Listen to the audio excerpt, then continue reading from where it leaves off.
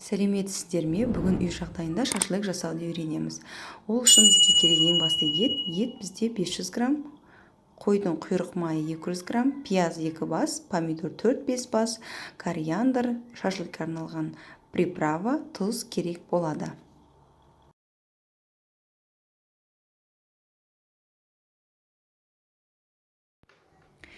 Етімізді майдалап туралап аламыз, содан кейін пиязды турап саламыз, содан кейін помидорды турап саламыз.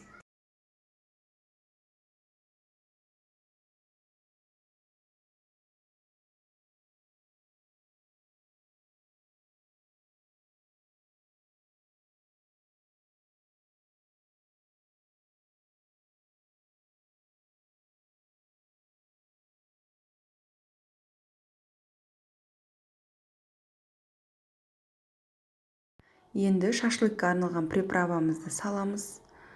Қалағанша салсаңыздар болады, яғни еттің көлеміне қарай. Кориандр, тұз, бұрыштарды еттіңіздің көлеміне қарай салсаңыздар болады. Тұзды саламыз. Барлығын салып, жақсылап араластырамыз. Бұл жерде пияз бен помидордың рөлі маринадқа өте күшті. Осылай маринадтап, жылы жерге маринадтап қоятын боламыз. Үстін жабып, 4-5 сағат тұрса, көп тұрса өте жақсы. Егер сізде қойдың еті болатын болса, ол тез маринадталады. Менде сиыр еті, сондықтан мен 1 күнге қойдым.